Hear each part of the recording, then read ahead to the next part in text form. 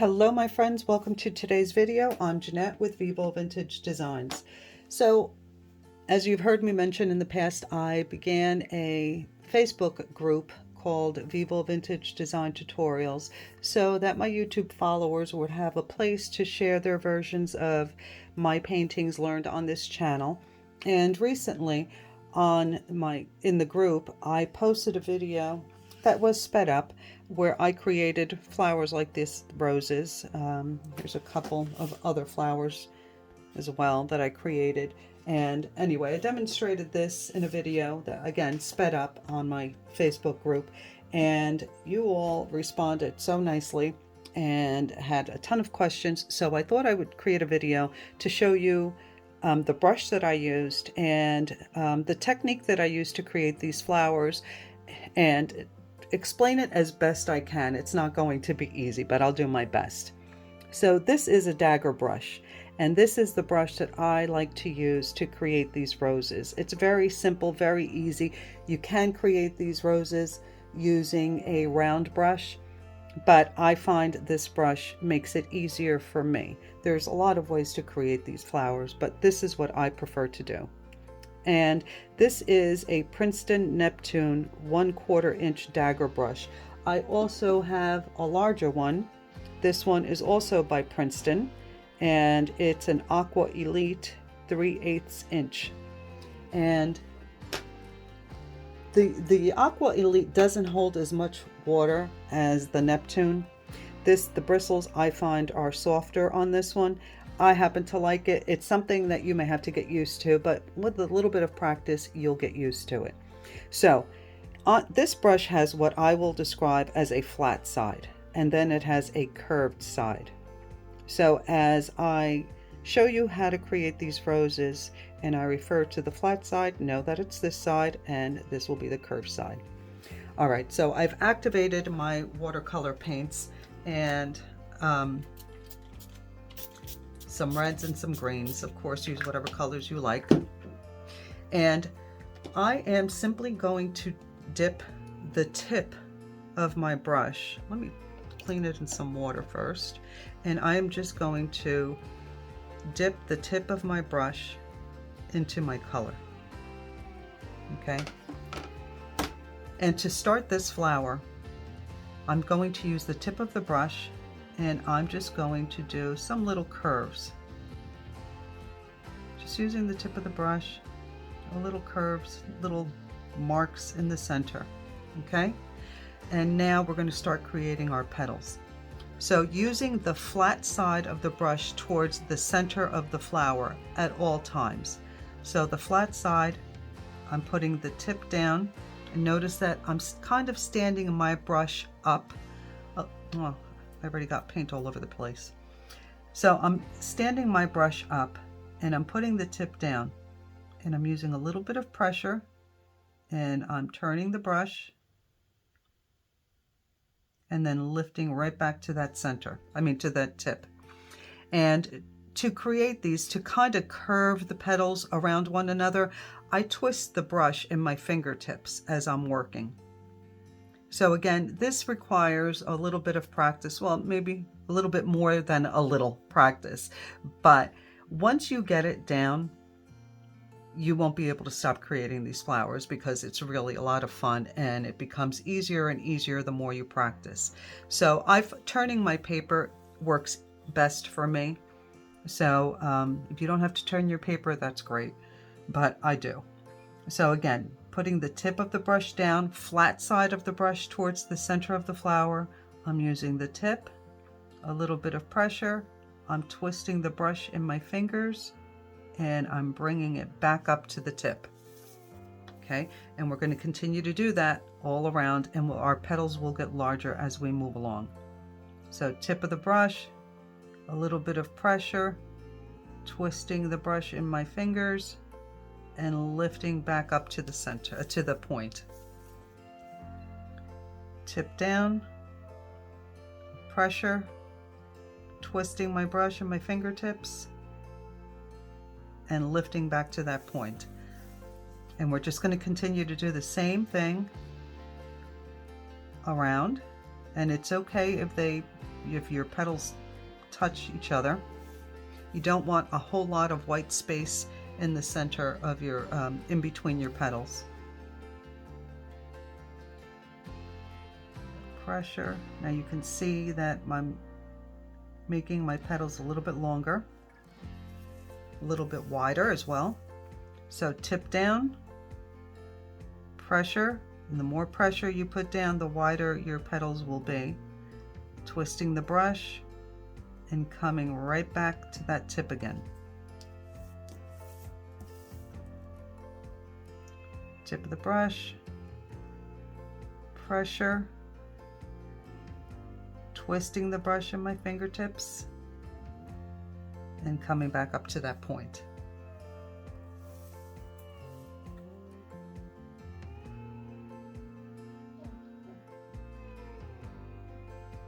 And you can see the reason I dip just the point of the brush is because it gives me more color towards the inside of the flower, and then the outside of the petals are a little bit lighter. So it gives me depth in my petals without even trying, all in one stroke.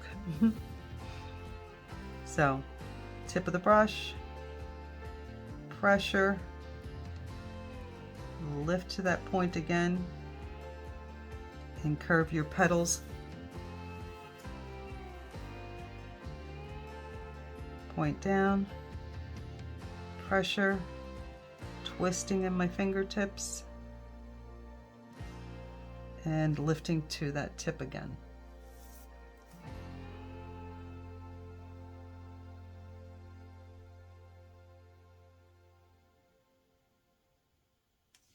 And if you want to make your petals not so perfect, and you want to kind of make your edges a little bit jaggedy, I guess you could say, all you have to do is put your tip down, wiggle your brush a little bit,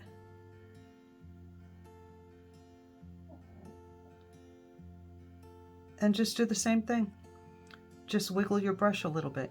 But always keep in mind that the flat side should be towards the center of the flower. So you can wiggle your brush a little bit.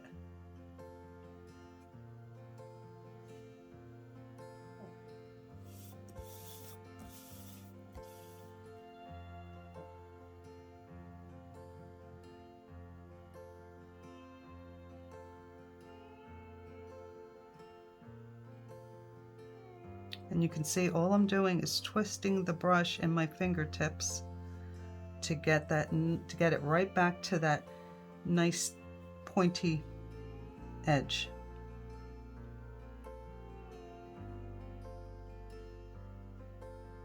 Twisting my brush, and I'm dragging it to make that petal a little bit longer. And we'll add one more. I think we'll add one here. Tip of the brush, pressure, twisting it with my fingers, and lifting it. And there you have a rose. Now, to create the leaves, I've activated a few greens here, and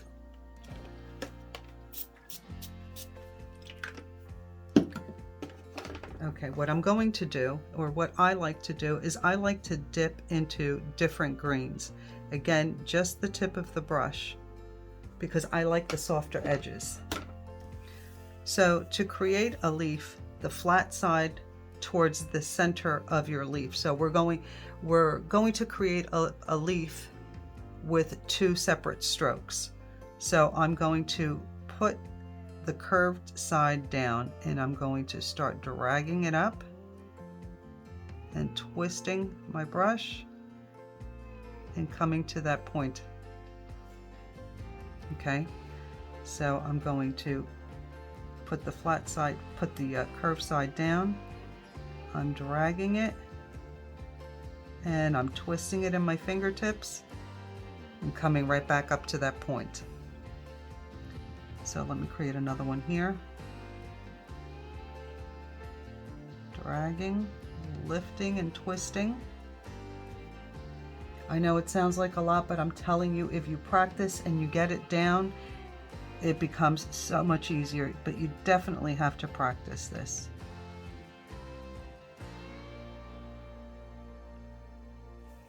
So let's do another one here. The flat side of the brush towards the center of my leaf. I'm going to drag, twist, and lift.